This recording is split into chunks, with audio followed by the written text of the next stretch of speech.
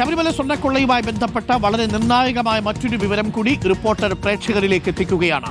First on reporter Sabarimala സ്വർണ്ണക്കൊള്ള big breaking number 5.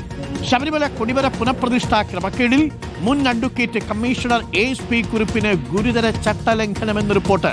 Devaswom vigilance ഹൈക്കോടതിക്ക് നൽകിയ റിപ്പോർട്ടിലാണ് വിവരങ്ങളുള്ളത്. ഭക്തരിൽ നിന്ന് ASP കുറിപ്പ് നേരിട്ട് സ്വർണം വാങ്ങി. എക്സിക്യൂട്ടീവ് ഓഫീസറെ ചുമതലപ്പെടുത്തിയിട്ടും കുറിപ്പ് സ്വർണം വാങ്ങിയത് ചട്ടലംഘനമെന്നാണ് കണ്ടെത്തൽ.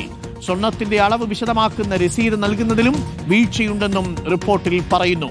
ദേവസ്വം വിജിലൻസിന്റെ റിപ്പോർട്ട് ഉടൻ വിജിലൻസിന് കൈമാറും. ഹരിമോഹനും TV പ്രസാദും ചേരുന്നുണ്ട്. ആദ്യം ഹരിയിലേക്ക്. ഹരി, കുറിപ്പിന് കുരുക്കായി മാറുമോ ഈ കണക്കുകൾ? 412 ഗ്രാം സ്വർണ്ണമാണ് കൊടിമരത്തിൽ പൂശാൻ വേണ്ടി സിനിമാ താരങ്ങൾ അടക്കമുള്ളവരിൽ നിന്ന് ദേവസ്വം സ്വീകരിച്ചത്. ഇത് എക്സിക്യൂട്ടീവ് ഓഫീസർ സ്വീകരിക്കാതെ ഇതിൽ പലതും ASP കുറിപ്പ് നേരിട്ട് സ്വീകരിച്ചുവെന്നും നേരിട്ട് സ്വീകരിച്ച സ്വർണത്തിന്റെ രസീതുകൾ നൽകുന്നതിൽ വീഴ്ച പറ്റി എന്നുള്ളതുമാണോ ഈ ദേവസ്വം വിജിലൻസിന്റെ കണ്ടെത്തൽ? അങ്ങനെയാണെങ്കിൽ അത് ഗുരുതരമായ ഒരു ചട്ടലംഘനമല്ലേ ഹരി? തീർച്ചയായിട്ടും വരുൺ, ഇത് ഈ സ്വർണത്തിന്റെ കണക്ക് കൃത്യമായിട്ടില്ല എന്ന് മാത്രമല്ല, ചട്ടം ലംഘിച്ചുകൊണ്ട് സ്വർണം വാങ്ങി എന്നത് കൂടിയാണ് ASP കുറിപ്പിനെതിരായിട്ടുള്ള പ്രധാനപ്പെട്ട കണ്ടെത്തലായി ദേവസ്വം വിജിലൻസിന്റെ റിപ്പോർട്ടിലുള്ളത്. ആ ദേവസ്വം വിജിലൻസ് SP-യുടെ റിപ്പോർട്ട് പരിഗണിച്ചുകൊണ്ടാണ് ഇന്നലെ ഹൈക്കോടതി ഈ കൊടിമര പുനഃപ്രതിഷ്ഠയുമായി ബന്ധപ്പെട്ടുകൊണ്ട് വിജിലൻസിന്റെ പ്രാഥമിക അന്വേഷണം നടത്തണമെന്നുള്ള ഉത്തരവ് പുറപ്പെടുവിച്ചത്.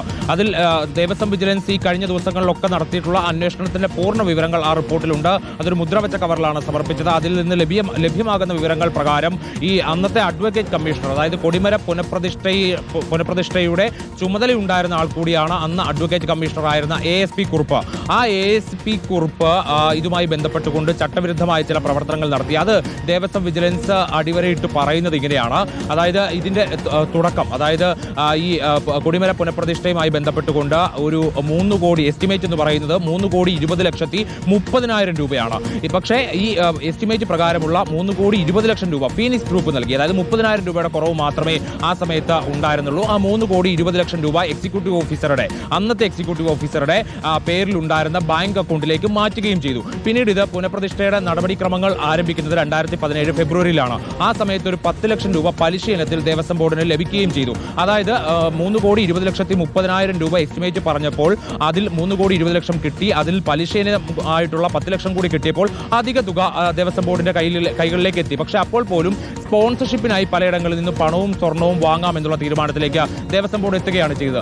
അങ്ങനെ സ്വർണം വാങ്ങാൻ വേണ്ടി, പണം വാങ്ങാൻ വേണ്ടി അത് സ്വീകരിക്കാനായിട്ട് ചുമതലപ്പെടുത്തിയത് അന്നത്തെ എക്സിക്യൂട്ടീവ് ഓഫീസറെയാണ്. അതായത് ഔദ്യോഗികമായി ചുമതലപ്പെടുത്തിയ എക്സിക്യൂട്ടീവ് ഓഫീസറെ മറികടന്നുകൊണ്ട് അന്ന് അഡ്വക്കേറ്റ് കമ്മീഷണർ ആയിരുന്ന ASP കുറിപ്പ് പല ആളുകളിൽ നിന്നും ഈ സ്വർണവും പണവും ഒക്കെ നേരിട്ട് വാങ്ങി എന്നുള്ളതാണ് പ്രധാനപ്പെട്ട ഒരു കണ്ടെത്തലായി ദേവസ്വം വിജിലൻസ് പറയുന്നത്. അതായത് പൂർണ്ണമായും ചട്ടം ലംഘിച്ചുകൊണ്ടാണ് ആ സ്വർണം വാങ്ങൽ നടന്നിട്ടുള്ളത്. അതിൽ നേരത്തെ സൂചിപ്പിച്ചതുപോലെ നടന്മാരുണ്ട്, നിർമ്മാതാക്കളുണ്ട്, പ്രമുഖരായിട്ടുള്ള വ്യക്തികളുണ്ട്. ഏകദേശം 27 പേര് എന്നുള്ളതാണ് ദേവസ്വം വിജിലൻസിൻ്റെതായിട്ട് വന്നിട്ടുള്ള ഒരു കണക്ക്. പക്ഷെ അതിൽ പോലും ഒരു വ്യക്തത നിലവിൽ ഈ അന്വേഷണത്തിൽ, വിജിലൻസിന്റെ അന്വേഷണത്തിൽ വരേണ്ടതുണ്ട്. അങ്ങനെ അവരിൽ നിന്ന് ഈ സ്വർണം വാങ്ങുന്നു, സ്വർണ്ണ ബിസ്ക്കറ്റിന്റെ രൂപത്തിൽ വാങ്ങുന്നു, നാണയത്തിന്റെ രൂപത്തിൽ വാങ്ങുന്നു. അങ്ങനെ പല ഘട്ടങ്ങളിലായിട്ടാണ് ആ സ്വർണം ഈ അഡ്വക്കേറ്റ് കമ്മീഷണർ ചട്ടം ലംഘിച്ചുകൊണ്ട് വാങ്ങുന്നത്, എക്സിക്യൂട്ടീവ് ഓഫീസർ വാങ്ങുന്നതിന് പകരം.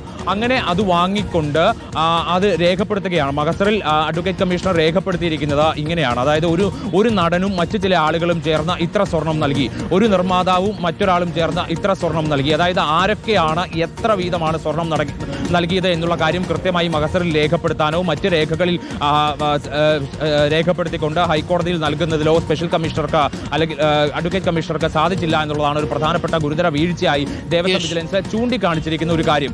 മാത്രമല്ല ഇതിൽ ബാക്കി വന്നു സ്വർണം എന്നുള്ളതാണ്. അതായത് കൊടിമരത്തിൽ പൂശിയതിനപ്പുറത്തേക്ക് സ്വർണം ബാക്കി വന്നു. ആ ബാക്കി വന്ന സ്വർണം മറ്റെന്തൊക്കെ ഉരുപ്പടികളിലാണ് ഈ പൂശിയിട്ടുള്ളത് അല്ലെങ്കിൽ ഉപയോഗിച്ചിട്ടുള്ളത് എന്നുള്ള കാര്യം പോലും രേഖകളിൽ ഇല്ല എന്നുള്ളത് കൂടി ദേവസ്വം വിജിലൻസ് ചൂണ്ടിക്കാണിക്കുന്നുണ്ട്. കൂടാതെ തന്നെ 3 രസീതുകളാണ് ഇത് സംബന്ധിച്ച് സൂക്ഷിക്കേണ്ടത്. ആ 3 രസീതുകൾ പലരിൽ നിന്ന് വാങ്ങുന്ന സമയത്ത് സൂക്ഷിച്ചിട്ടില്ല. അതായത് ഈ സ്വർണം നൽകുന്ന ആൾക്ക് കൊടുത്തിട്ടില്ല, ലോക്കറിൽ സൂക്ഷിച്ചിട്ടില്ല, ഒരെണ്ണം ദേവസ്വം ബോർഡിന്റെ പക്കൽ സൂക്ഷിച്ചിട്ടില്ല. അങ്ങനെ നിരവധിയായിട്ടുള്ള ചട്ടലംഘനങ്ങളാണ് ഇതിനകത്ത് ദേവസ്വം വിജിലൻസ് കണ്ടെത്തിയിരിക്കുന്നത്. അതുകൊണ്ട് തന്നെ ASP കുറിപ്പിന് വൻ കുരുക്കായി മാറിയിരിക്കുകയാണ് ആ റിപ്പോർട്ട്. അതിന് തുടർന്ന് വിജിലൻസ് ആൻഡ് ആന്റി കറപ്ഷൻ ബ്യൂറോയുടെ അന്വേഷണത്തിൽ കൂടുതൽ കാര്യങ്ങൾ കണ്ടെത്തേണ്ടിയിരിക്കുന്നു. വരുൺ, താങ്ക് യു ഹരിയാണ് വിവരങ്ങൾ നൽകിയത്.